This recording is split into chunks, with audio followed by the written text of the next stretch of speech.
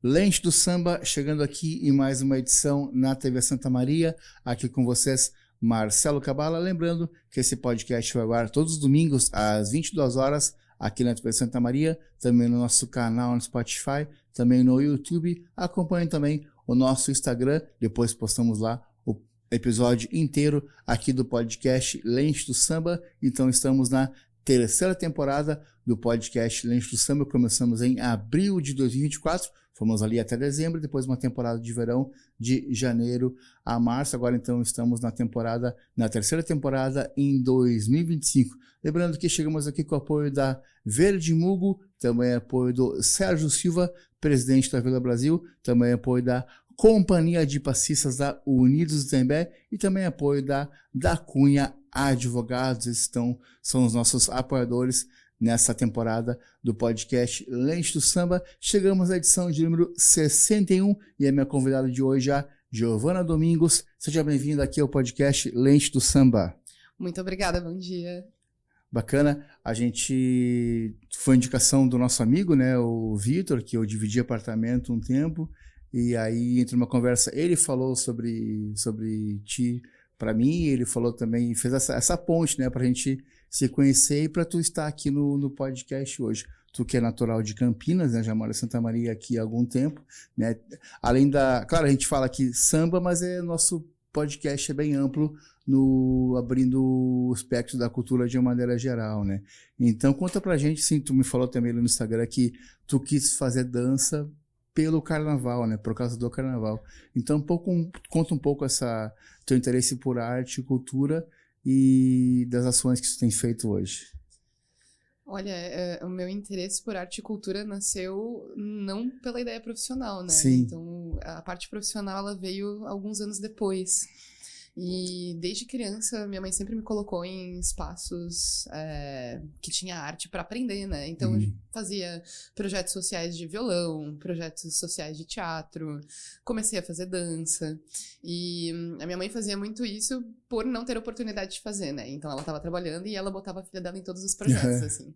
E aí, numa dessas, eu nasci em Campinas, mas eu não morei a maior parte do meu tempo em Campinas. Eu morei numa cidade do interior que se chama Serra Negra, é da onde eu passei a maior parte da minha infância. E aí tinha subunidades das escolas de samba no estado. Então que foi onde eu desfilei por muito tempo, a Gaviões da Fiel. E a Gaviões da Fiel tinha o desfile principal, que acontecia na capital. E aí depois que o desfile acontece, eles mandam figurinos e alas para as unidades do interior para fazer os desfiles nas cidades. Sim. E aí eu lembro que abriu vaga. Minha mãe conhecia um contato de alguém, assim, e aí ali eu já tava fazendo jazz, eu já tava fazendo teatro, então eu tinha que, sei lá, o quê, 11 anos de idade, 10, 11 anos de idade. Essas unidades, elas são escolas que já existem e representam a Gaviões, ou é a Gaviões na cidade? Como é que funciona? É a Gaviões na cidade. Ah, interessante. É a Gaviões na cidade. Interessante.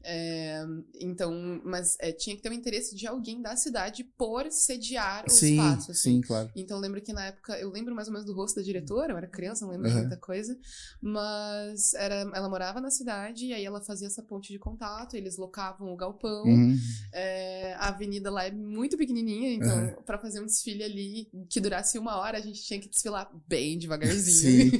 Porque senão a gente atravessava a avenida em 15 minutos.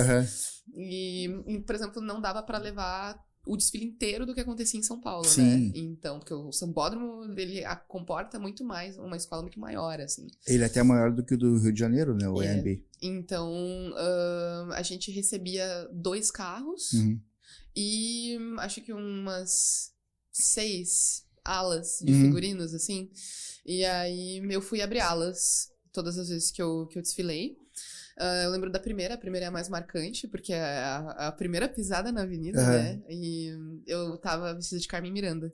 Legal. Então, a escola naquele ano tava homenageando Carmen Miranda, e aí todas as temáticas das alas, e era tudo adaptado, assim, então a gente recebia os figurinos, e eu lembro que o figurino que eu recebi da Abre Alas de São Paulo era uma menina menor, então a gente teve que fazer umas adaptações no figurino, assim, mas super rolou, e aí aquela coisa intuitiva de criança que vive arte, né, eu não sabia sambar, eu fui só olhando, eu olhava as passistas, assim, falei assim, tá, então vou tentar imitar. É assim que faz, vou fazer igual. Eu vou fazer igual. E aí eu fui aprendendo dentro da avenida. Sim. Mas foi tudo como criança, assim. Sim. Quantos anos foi essa experiência? Essa da primeira, que foi a da Carmen Miranda, eu não consigo dizer com certeza, assim, mas eu acho que foi ali quando eu tinha uns 10, 11 anos, Sim. talvez até menos. Sim, mas teve anos seguidos que tu participou? Sim, sim, eu participei por alguns anos seguidos. Aí aconteceu, infelizmente, que já aconteceu em algumas unidades enfim, das pessoas darem o golpe, né? Eles arrecadaram dinheiro da escola e a diretora sumiu com o dinheiro da escola ali, da unidade, e aí teve que fechar Gaviões na cidade. Mas ali eu já tinha parado de desfilar, assim, mas era uma tradição muito bonita. Aconteceu, eu não sei se ainda tem, eu acho que não tem mais, mas aconteceu o que aconteceu aqui em Santa Maria, assim, a gente tem a concentração das pessoas que gostam do carnaval, mas não tem mais o desfile acontecendo em avenida, em espaço público, espaço aberto, assim, sabe? Então, mas aí dali ficou esse gostinho, assim.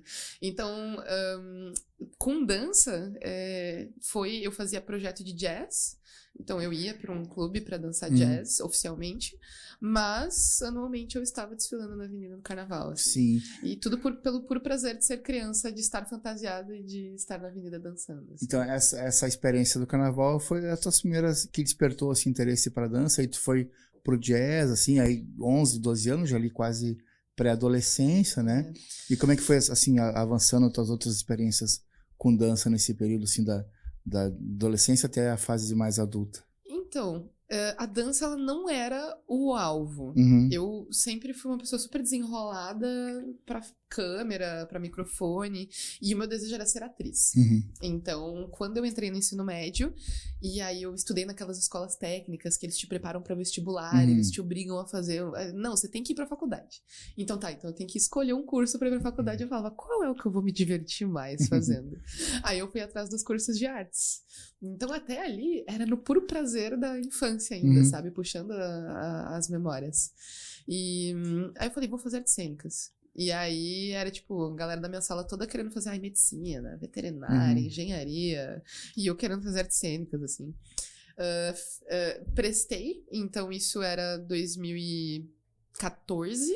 Em 2014 eu tava terminando o ensino médio. E aí eu tava fazendo os meus 17 anos. Terminei o ensino médio, fiz 17 anos. Terminei, fiz o SISU, que foi como eu consegui a minha primeira faculdade. Então, minha primeira faculdade é a licenciatura em Educação Física. E aí, na licenciatura em Educação Física, eu mudei de cidade. Então, eu tava no interior. Do interior, eu fui pra Campinas. E aí, em Campinas, eu estava cursando Educação Física. E ali, eu comecei a fazer extensões pra atividade física, assim. Eu não tava mais próxima de artes. Eu tava estudando algo que era mais da área da saúde. E eu gostava. Eu queria trabalhar com o corpo, de alguma maneira. E Campinas, eu conheci lá Campinas em 2013. É uma cidade cheia de oportunidades, né? Ela é rica culturalmente também. Nesse período que eu fui, acho que foi 2013. Eu conheci o MIS lá, no Museu de Imagem de Som. Muito legal. Eu morei lá durante toda a graduação de Educação Física. Eu nasci lá. Só que aí eu fiz o trânsito, assim, porque eu nasci lá, mas a minha mãe é daqui de São Nicolau. Então eu morei em São Borja quando eu tinha 3, 4 anos de idade. Aí voltei pra São Paulo. Aí eu fui pra Serra Negra. E de Serra Negra eu voltei pra Campinas. De Campinas eu vim pro Sul. Então eu sou meio nômade, assim. Andarilho que chama. Andarilho, eu sou andarilho. E aí, quando eu tava em Campinas, eu não estava focada em artes como estudo, mas eu vivia arte, porque Campinas tem peça de teatro gratuita em todos os lugares o tempo inteiro. Tem blocos de carnaval, eu amava ir nos blocos de carnaval de Campinas, porque não era aquela coisa fervorosa de gente bêbada, era bloquinho, matinê, assim, e é grande, é a segunda maior metrópole do estado de São Paulo, né? Até onde eu acompanho os dados, ela ainda é. Sim, é considerada uma segunda São Paulo. É uma segunda São Paulo. Eu conheci aquela praça, tinha um evento muito legal naquela praça do jornal, praça do jornalista. É um evento muito legal, tinha uma feirinha lá, com shows, assim. É, a praça do centro de convenções, centro de convivência. É, bem legal. Tem uma coisa muito legal no carnaval, que eu vivia bastante, que é uma tradição de Barão Geraldo. Vou fazer um comparativo. Barão Geraldo é Camobi, e Campinas é tipo Santa Maria. Então a gente tem um bairro universitário em Campinas que se chama Barão Geraldo. E é aquela coisa, você atravessa uma rodovia, é tipo uma outra cidade, assim, é um distrito, alguma coisa que se emancipa. E aí no carnaval lá tem uma tradição que se chama Berra Vaca. que é uma caixa de som ambulante. Então, é uma caixa de som enorme, assim, que ela fica num carrinho super precário, e aí o dono da caixa sai empurrando ela pela Praça do Coco, que é lá em Barão Geraldo, e ele fica se movimentando com ela e chamando as pessoas pra vir dançar, assim. Sim. E virou uma tradição tão grande que, tipo assim, é uma caixa e não cabe mais, assim, a praça lota de gente, e você não acha a caixa de tanta gente, assim, é uma tradição muito linda. E só toca a marchinha. Só toca a marchinha. É muito legal, assim. Bacana. Mas aí é isso, assim. Tava na educação física, não tava estudando arte, mas eu tava vivendo arte de todos os lados lá dentro, assim, daquela cidade. E quando eu cheguei no meu TCC, eu não queria me desvincular da arte. Então eu lembro que eu fui pra dança, porque no meio do caminho foi quando eu conheci a dança do ventre. Então, o meu nicho de dança profissional atualmente é a dança do ventre. E eu me encontrei com ela na educação física. Então, eu não tinha pensado, não voltava na minha cabeça essas ideias de carnaval. Eu fiz teatro, eu queria ser atriz, tananã. Cancelei os planos muito, porque é difícil entrar numa universidade pública, né? As notas, a gente fica com essa ideia de que a gente tem que ser super inteligente, tem que alcançar notas altíssimas. Aí eu me frustrei um pouco por não conseguir passar numa pública, e aí eu consegui passar nessa particular com bolsa, e aí eu fui estudando, e aí a arte não saía de mim, assim. Então meu TCC teve a ver com dança na escola, mas era dentro da educação física. Aí comecei a fazer concurso público, e aqueles concursos para professor de educação física, assim, um negócio, sei lá, você vai trabalhar no estado como professor, ou você vai ficar trabalhando em CAPS, CRAS, posto de saúde. E eu olhava pra esse tipo de profissão e falava, nossa, acho que não é minha cara, assim, eu não ia curtir fazer isso. Mas eu fiz concurso público, passei em segundo lugar na minha cidade e me chamaram. Só que eles me chamaram na época que eu tinha feito Enem, eu tinha terminado a educação física, feito Enem, e eu já estava cogitando fazer o SISU novamente. E eu tinha feito SISU, eu não sabia ainda que eu tinha passado aqui no FSM, não tava rolando o processo quando eles me ligaram, e eles falaram, você tem até dia tal pra vir assinar o contrato pra demonstrar interesse. Eu falei assim, tá bom, obrigado. Desliguei o telefone e nunca mais eu apareci. E porque acho que uns 4 dias depois saiu a nota daqui, e aí eu tinha passado na primeira chamada, eu falei assim, vou embora. E aqui eu tinha botado dança. E a minha meta não era ficar na dança. Eu falei, vou ir pra dança, porque a nota de corte é menor, e depois eu posso transferir pras artes cênicas, eu posso trocar. Quem disse? Eu entrei na dança e me apaixonei, assim, ó. Eu achei onde eu tinha que estar, assim, sabe? Que ano era esse aí que tu veio pra cá? 2018. 2018. E foi o ano que eu colei grau na educação física, e aí eu literalmente pulei de uma pra outra, assim. Eu já pulei e me mudei. Aí eu me mudei pra cá, e aí sim eu vim viver arte, assim. O choque que eu tomei dentro do curso foi incrível, porque é um outro jeito de viver o mundo, assim. A galera que é artista vive o mundo de um jeito muito mais leve, assim, muito mais light, sabe? Um jeito que eu desejo pra todo mundo, assim. E não é nem só por causa da universidade. O pessoal que vive o carnaval de um jeito muito mais gostoso, assim. Que ficar preso dentro de um escritório, trabalhando o dia inteiro, assim, sabe? Então, fui fazer faculdade, e ali eu tava com a dança do ventre. Então, eu comecei a resgatar a dança do ventre no meio do caminho, porque eu praticava ela na primeira educação física como forma de atividade física, assim. Só que eu gostei muito, muito, muito, muito. E aí, hoje, fazendo associações, né, trazendo essas questões do carnaval, tem muita coisa a ver, assim, muito, muito a ver. Não vou dizer pelo contexto histórico, porque a cultura árabe e o carnaval no Brasil, a gente conta, são histórias diferentes, claramente, povos e culturas diferentes, mas a relação com o som, com a música, a relação que o corpo tem de pisar no chão e deixar o corpo trabalhar, sabe? Sim. Então, é a mesma sensação, assim, quando eu escuto um instrumento árabe, quando eu subo no palco para dançar como bailarina de dança do ventre, eu tenho a mesma sensação que eu tenho quando eu pisava na avenida, assim. Então, é uma sensação de super atenção, assim. Tipo, sim. Esse é o momento, viva esse momento presente, e aí sobe uma energia que é indescritível, assim. Então, eu me encontrei na dança do ventre relembrando do carnaval, assim. Não, e como é que ele... Eu tenho visto no teu Instagram, no History, tocando aquele instrumento, como é que chama? O derbaque. Isso, comprei o derbaque. Os dois despertam o som, a dança pelo tambor, né? A bateria, escola de samba tem bateria, tem o tambor, tem tem o tamborim, tem a caixa, tem a cuíca, mas também é um instrumento, é uma dança que desperta pelo tocar, né?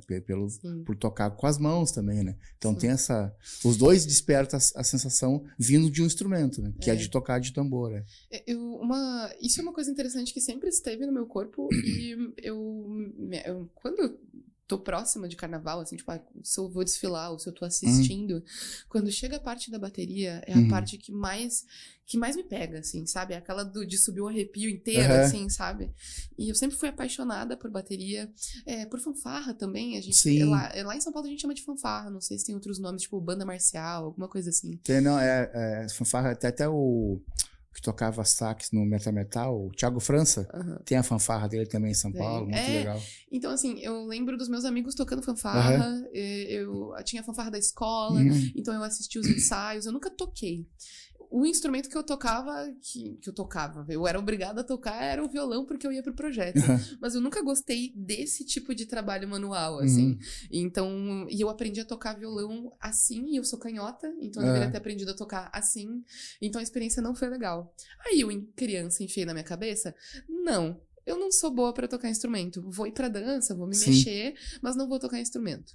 E aí, toda vez que eu ia pro carnaval, toda vez que eu ia ver uma banda de fanfarra, começava a percussão e me subia um negócio que eu falava, nossa, que coisa boa. Eu acho que é um pouco dessa sensação que eu sinto, assim, subindo no palco pra dançar.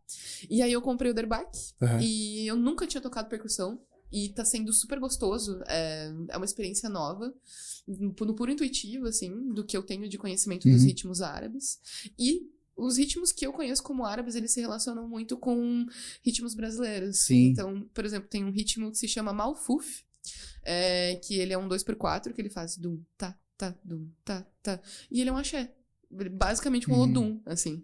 Então, só muda o contexto. Muda o instrumento que você tá tocando, aonde você vai tocar, quem tá tocando. Mas a sonoridade é a mesma, assim. Eu vejo que tu tá tocando ali e as meninas vão dançando ali. Eu vi alguns histories assim e tal. Como é que é, assim, tu tá aprendendo instrumento e tá dedicada a isso, do teu tocar, despertar a dança na outra, assim? Como é que tu vê isso, assim? Eu acho que esse é um dos meus maiores objetivos ultimamente, assim. Eu comprei o Derbach pensando que para quem trabalha com arte e não é da música, tem a questão do ECAD, que você vai tocar a música de alguém no teu trabalho, tu tem que, no mínimo, pagar a taxa do ECAD. E isso não é algo intuitivo ou que a gente aprende vivendo o mundo profissional na arte, assim. Então, eu me saturei um pouco de ficar dançando música dos outros. Eu gosto da originalidade do fazer, assim, sabe? Então, eu acho legal. Escutei a música do fulano. Eu falei, quero dançar a música do fulano. Só que aí, quando você vai apresentar, quando você vai levar pro palco, quando você vai levar pra cena, aí tem todas as questões burocráticas. Tem que pagar o ECAD. Essa música não é sua. Aí você vai divulgar na internet, por exemplo, aí eu fico meio essa música não é minha, assim, sabe? A coreografia é minha, mas a música não. Então, comprar um instrumento veio muito dessa vontade de eu quero fazer as minhas próprias músicas para que quando eu vá dançar ou as minhas alunas vão dançar, para que a gente dance algo que é nosso. Pra gente produzir o nosso próprio som. Assim. E aí, dentro da dança do ventre, existem muitas formas de dançar e de ensinar essa prática. Mas uma das principais é a relação com a música. A música árabe, quem dança as danças árabes se relaciona muito com a música. O árabe é uma pessoa muito musical. Então, eles são muito olfativos e muito auditivos. Então, eles se relacionam muito com cheiros. Então, eles, né, incenso, perfume, tudo que é relativo a cheiro, para eles é super marcante. E auditivamente também. Então, o nicho da música árabe, nem só pra dança, assim, música no geral, é lindo, lindo. É um nicho que poucas pessoas conhecem. Eu recomendo demais. Escute música árabe. É incrível. Pra quem gosta de carnaval, de percussão, de tambor, música árabe é lindo, assim. E aí eles têm ritmos. Então, nomeadinhos, assim, ó. Esse daqui é o Maksum, esse é o Malfuf, isso é um Said, isso é um Balad. E é só um jeito diferente de tocar a percussão. Então, um exemplo básico, tá? O Malfuf é dum, tá, tá. Então você faz dum, tá, tá, dum, tá, tá. O Maksum é dum, tac, tac, dum. Dum, tac, tac, dum. É só o jeito de tocar. E esse você já consegue tocar? Isso eu toco, e aí isso diz sobre como você vai dançar. Sim. Então isso ritma a pisada, você vai dançar mais lento, você vai dançar mais rápido. E aí tem pequenas rotinas, né? A gente chama de rotina na dança do ventre, que você, por exemplo, o malfuf. Malfuf significa embrulhado, enrolado. Ele é um prato árabe também, você pode encontrar ele nos restaurantes que tem aqui na cidade, que é folha, às vezes é feito com couve, eu acho, e no verão feito com folha de uva. Então, o charuto, geralmente tem carne no meio e é enrolado com uma folha, assim, uma folha verde. Chama malfuf. E tem o ritmo musical que chama malfuf. E aí é embrulhado, enrolado. Então, você dança meio embrulhado, enrolado. E na rotina da dança, ele serve para entradas e saídas. Então, quando você vai entrar no palco ou sair do palco, é interessante que você entre ou saia com esse ritmo, assim. Sim. Não é uma regra, mas eu gostei de ensinar para as alunas desse jeito. Então, vamos entrar no palco? Então, vamos entrar dançando malfuf. Aí depois eu troco o ritmo pra outra coisa. Sim. Então a gente vai construindo pequenas regrinhas, assim, um grande jogo pra se divertir, aprender a improvisar dançando. E aqui, depois que tu veio morar no Rio Grande do Sul, também tu teve envolvimento com uma escola de Uruguaiana, né? A Império Serrano de Uruguaiana, e também uma experiência com uma escola de samba no Uruguai. Né? Então, conta pra gente como é que foi essa experiência, né? Tu começou lá na Gaviões da Fiel, lá na tua cidade, no interior de São Paulo, e depois aqui, de novo, se aproximou do carnaval, tanto de Uruguaiano quanto do Uruguai. Que é interessante, assim, esse ano eu acompanhei o carnaval da Argentina de Paso de los Libres, que a Tele 10 transmite. São 3, 4 fins de semana seguidos. E é interessante que nesses países, assim, Argentina e Uruguai, eles usam bastante instrumentos típicos do seu país. E assim como tu tá falando da dança árabe também. Então, ele é um carnaval parecido com o nosso, mas com instrumentos típicos da sua região. Assim como tem Pelotas, que eles ainda usam muito o tambor de supapa no carnaval de lá. Então, é interessante ver, assim, como é que cada país se adapta ao seu estilo de carnaval, usando os seus instrumentos típicos do seu país ou da sua região, né? É muito interessante, porque os uruguaios são apaixonados pelo carnaval, assim, é lindo ver a força com que eles se movimentam para fazer carnaval, tanto quanto o brasileiro, assim. Infelizmente, o de Uruguaiana eu não vivi, ele ficou no imaginário, ele ficou no sonho por conta das burocracias, das problemáticas que surgiram, mas eu fui convidada pela Sariana Lima, e aí foi em 2024, foi no ano passado, a gente esteve com a Império de la Chuí, em Artigas, no Uruguai, e foi ela e o Fabinho que coreografaram e levaram a gente. A gente foi comissão de frente da Império de la Chuí, e eles têm contato, assim, se não me engano, a Império Serrano e a Império de la Chuí, que é tipo Uruguaiana e Artigas, elas se comunicam, assim, se comunicam pra, enfim, pra se coletivar, partilhando figurinos, partilhando, enfim, temáticas de desfile. E até para pessoas que desfilam em Uruguaiana, desfilam em Uruguai e Argentina, e tem esse intercâmbio. Você vê que o pessoal fica circulando ali durante o verão. Até depois, assim, eu fotografei 2 anos seguidos Uruguaiana e 3 anos já seguido Cruz Alta. Depois o pessoal vem pedir assim, da Argentina, do Uruguai, fica pedindo foto, assim. Então a gente vê essa circulação deles, assim, entre o carnaval nosso aqui do Rio Grande do Sul. Sim. Voltar para o carnaval muitos anos depois e já dentro da linha profissional foi uma redescoberta, assim, porque era um prazer escondido dentro de mim que eu não sentia há muito tempo, assim. Porque quando você vai trabalhar com arte, você não começa trabalhando com arte falando assim, não, eu vou ganhar muito dinheiro, eu vou ficar rico, milionário. Você entra para trabalhar com arte porque você gosta, pelo prazer. Aí, conforme você vai aprofundando na profissionalização, esse grande prazer, é isso que a gente tem que tomar cuidado, né? Para que quando a gente pensa que a gente, eu vou ser profissional na área da arte, para não deixar esse prazer ir baixando, assim, sabe? E teve vários fatores na minha vida que foram fazendo esse prazer ir baixando. Começa aqui, pandemia, né? Então eu vim pra cá em 2018, eu vivi os 2 primeiros anos de curso de dança e fechou tudo, assim. A FSM aqui parou 16 de março. Eu lembro que eu trabalhava ali na UniFM, na rádio. Aí 16 de março parou tudo. E não mais, assim, o meu curso, os cursos de dança ali dentro da FSM, eles trabalham muito numa linha humana, humana mesmo. Sim. Ao ponto de vários cursos seguiram com suas aulas online, porém, ali dentro tanto o professor quanto o aluno, a gente se olhou e falou, não tem a menor condição.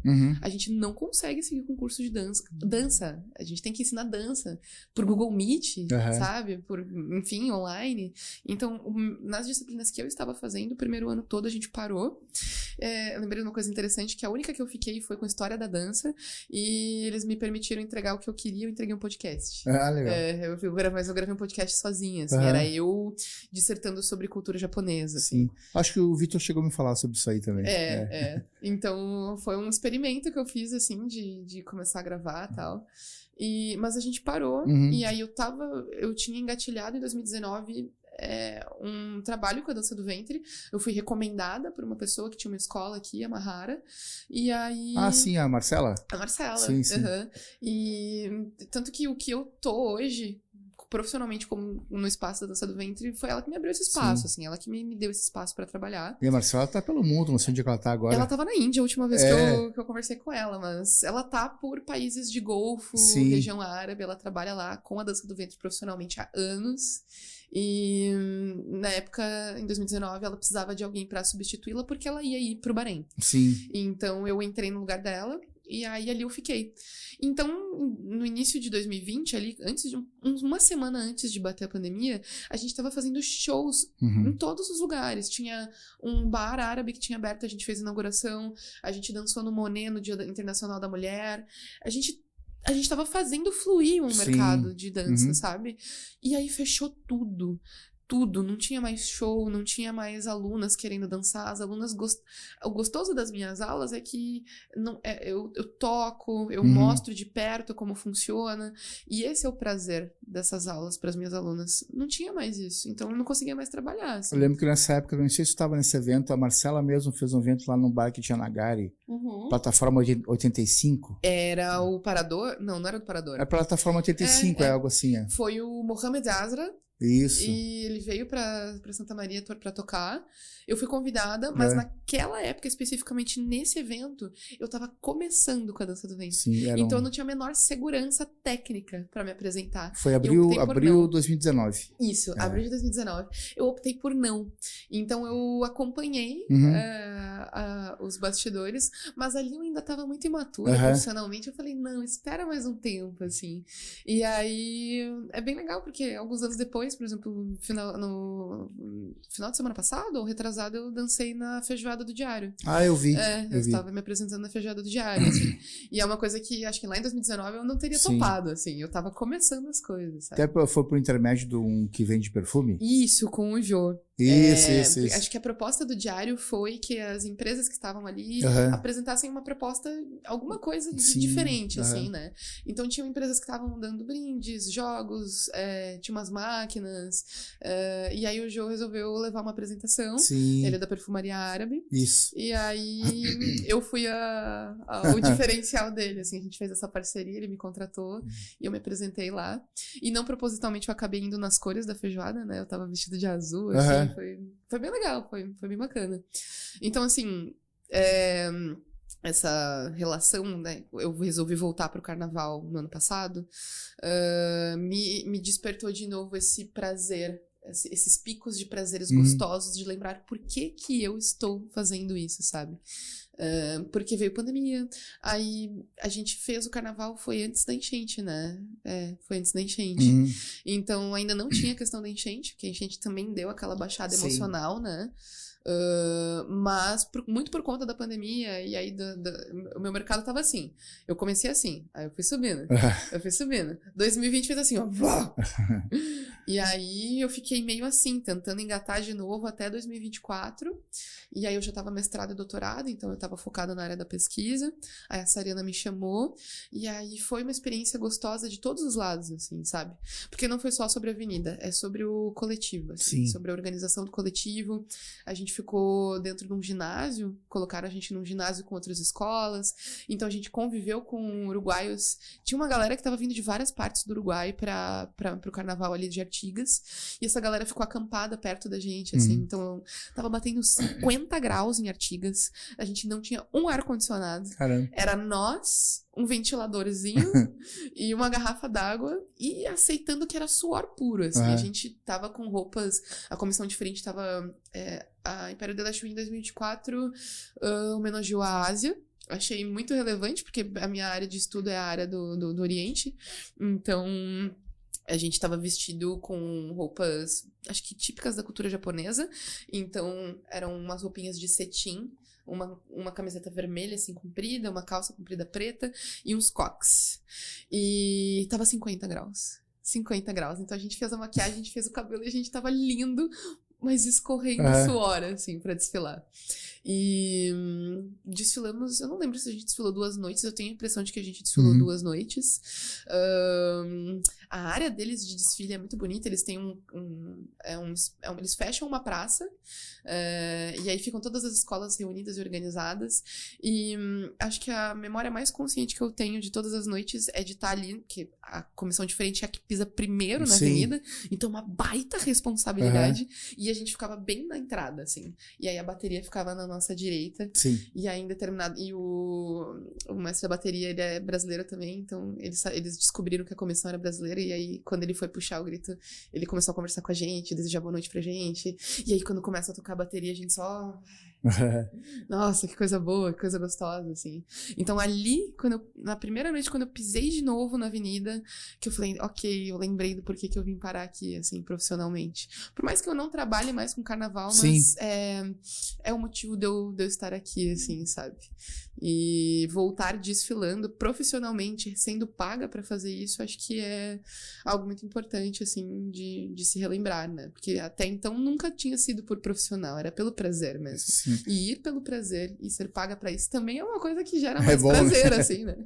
E agora, né, esse ano 2024, você está como professora de dança na UFSM, né? E a gente entrevistou aqui várias pessoas ligadas à dança já, o Bruno, o Jesse, o Odailson, a Mônica também veio. Então, conta pra gente como é que tá essa experiência, assim, de estar esse ano como professora de dança ali no UFSM e qual as tuas abordagens no universo da dança para os teus alunos e alunas. Olha, eu tô voltando pra lá de outro jeito, né? Porque eu me formei lá. Sim. Então, eu comecei os 2 primeiros anos na licenciatura e depois eu fui pro bacharelado.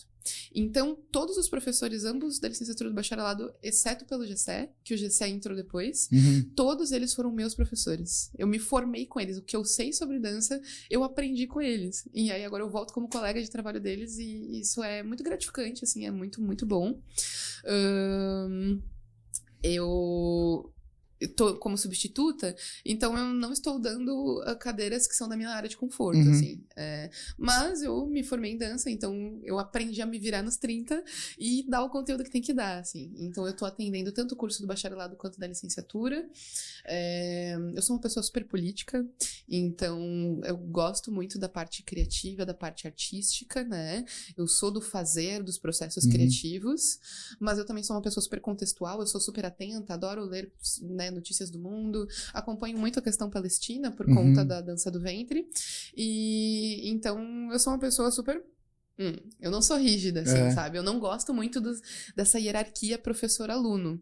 Então, eu reforço bastante para os meus alunos que, assim, ó, vocês são meus colegas de profissão. Só que vocês estão numa etapa de formação e eu tô em outra. Então, a gente não pode estabelecer um negócio aqui que eu falo e vocês obedecem. Sim. A gente tem que trabalhar em coletivo e se organizar aqui porque vocês estão interessados em aprender, assim. Mas essas pessoas que eu citei aqui, me parece que eles são assim também, não tem essa coisa assim de hierarquia, parece que é uma coisa bem, bem coletiva mesmo assim, né? Tem uma construção interessante. Existe a teoria do coletivo e existe o fazer do coletivo.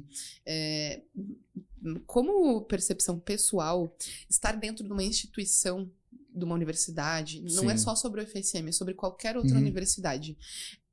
A gente acaba tendendo a ficar mais dentro da teoria. Então, a gente teoriza muito a necessidade de coletivo, de se juntar, de se organizar, de desfazer a hierarquia, mas é difícil, porque a própria burocracia da instituição, ela é hierárquica, ela funciona de modo hierárquico. Então, a gente a gente força o máximo que a gente pode, mas não forçar, né? Não obrigar as pessoas, mas a gente luta bastante lá dentro pra fazer com que a força do coletivo aconteça, assim, sabe? Então, eu voltei a dar aulas, a dar aulas de dança do ventre por fora, então eu tenho o meu espaço, eu tenho a minha casa, onde eu atendo o público geral, só que como professora esse ano eu não estou atendendo o público geral, eu deixei uma aluna minha, que agora virou professora, e aí enquanto ela atende o público geral, eu atendo o pessoal na graduação, e tá sendo uma experiência bem rica, assim, porque primeiro que eu não tô dando as cadeiras que são as minhas cadeiras de conforto. Então, por exemplo, esse semestre eu dei danças, eu tive que dar danças gaúchas, danças do sul, danças do sul. E não é o meu domínio. Então eu tive que encontrar alguma coisa que eu dominasse, que eu pudesse proporcionar alguma forma de conhecimento, assim, pra galera, pra entrar nas danças do sul, estudar um pouco sobre CTG, sobre das danças negras do sul também. Então, eu recebi cadeiras, e aí é isso, assim, eu tô me divertindo, aprendendo a parte burocrática, a ser professora de verdade, assim, tipo, cara, essa galera tá aqui porque eles vão ser profissionais. É muito diferente ensinar dança pra quem só quer dançar por prazer e pra quem quer ser profissional em dança. Então eu tô tomando um choquezão, assim, de, tipo, cara, essa galera, eu tô formando essa galera pra ir pro mercado de alguma forma, assim. Então me bateu essa responsabilidade, eu tô tipo assim, vamos fazer valer o negócio, assim. Não, a gente vê assim, o próprio Jéssica aqui, ele tem uma questão bem de cultura bem popular, assim mesmo, ele viaja pelo Brasil, conhecendo as culturas populares de uma maneira geral, né? Então, cada um tem uma abordagem específica, assim, né? A gente estava falando aqui antes, né, do Boi Bumbá lá de Parintins, né, que esse ano eu consegui assistir as 3 noites também, tu também, né, tem um interesse sobre isso também, né? Conhece um pouco sobre isso. Então, a cultura, a arte, a dança, a gente acaba falando muito, e eu acredito também, eu não sei como é que é na dança árabe, se ela também, nos países, ela se integra como cultura popular também. Como é que é isso? É uma cultura mais nichada ou ela entra em cultura popular, como é aqui o samba, o carnaval e outros estilos na música, como o Boi Bumbá de Parintins, que tudo acaba entrando em questão de cultura popular, né? Como é que é nesses países assim? É muito interessante puxar isso, porque eu acho que eu nunca tive a oportunidade de falar isso para as pessoas poderem, para mais gente poder ouvir, assim. O termo dança do ventre, eu não concordo com a existência dele, com o uso dele. Só que e observando outras pessoas que pesquisam e que se aprofundam na área, ainda não consegui chegar num acordo, porque tem a possibilidade de chamar de dança árabe, tem a possibilidade de chamar de dança do ventre, mas, por exemplo, o que eu faço não é dança árabe, porque eu não sou árabe.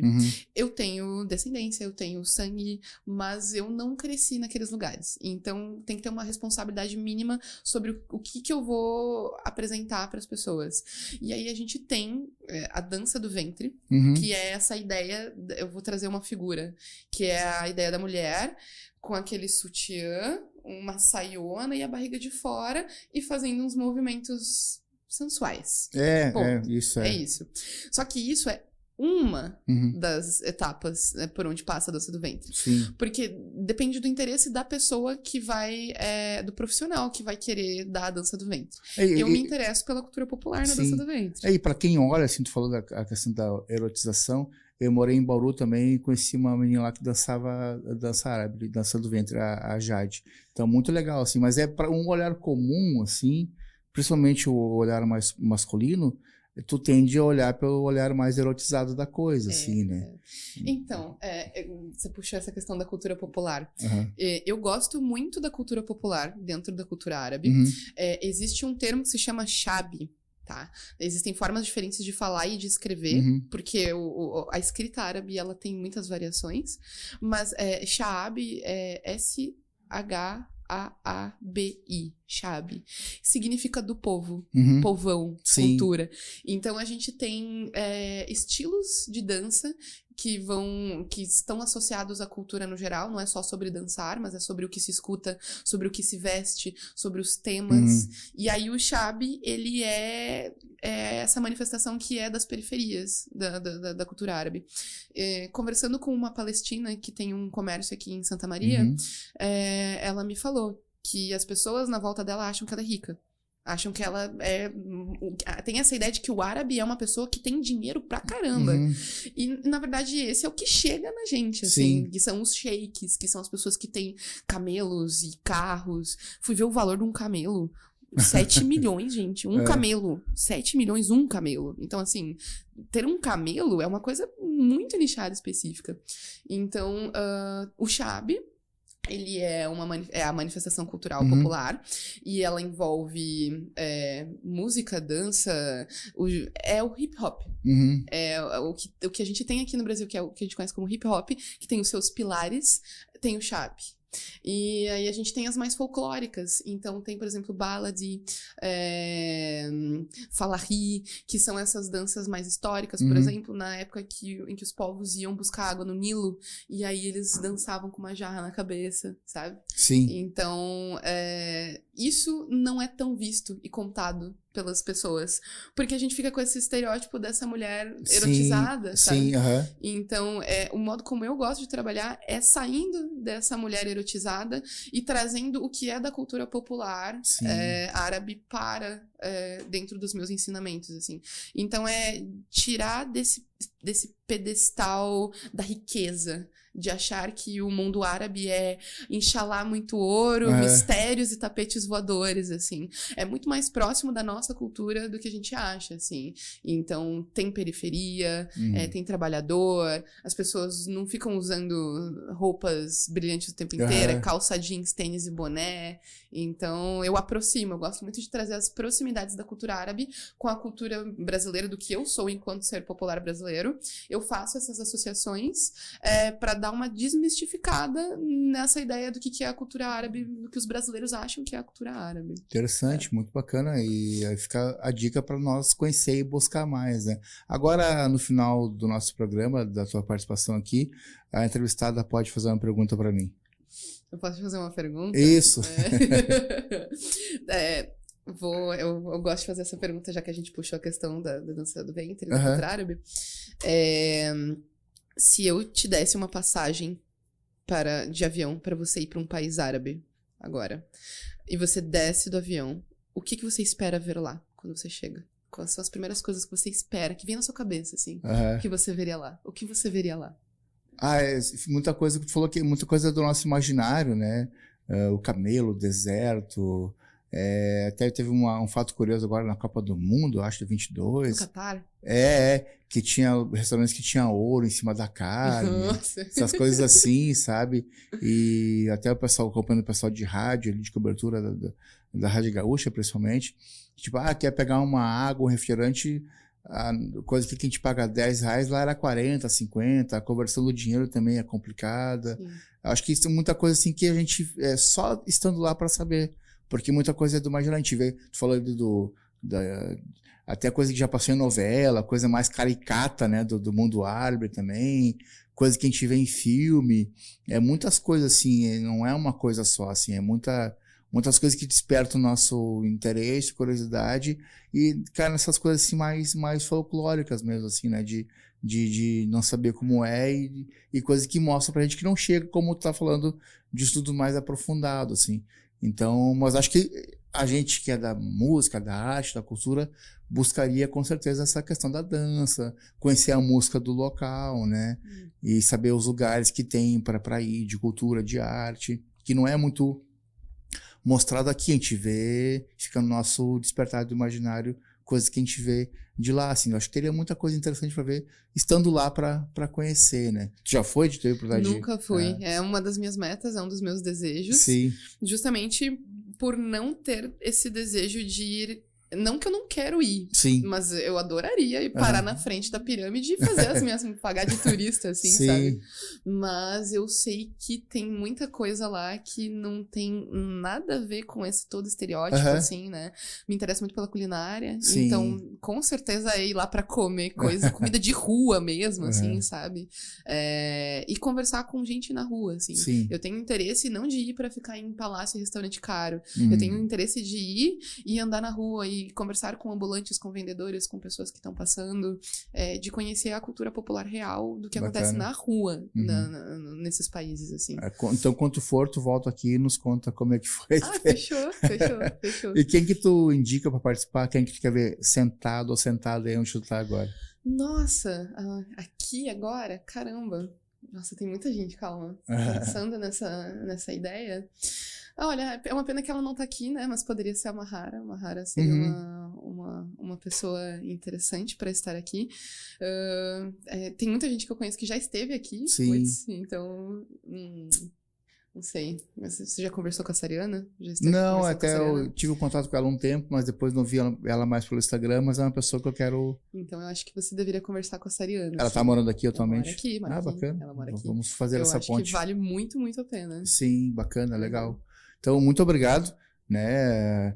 Por fim, conseguimos fazer a gravação. A gente teve uns contratempos de data aí, enfim, mas que bom que deu certo e foi uma conversa riquíssima, maravilhosa. Aprendi muito, assim, de tudo que tu falou, assim, muito obrigado.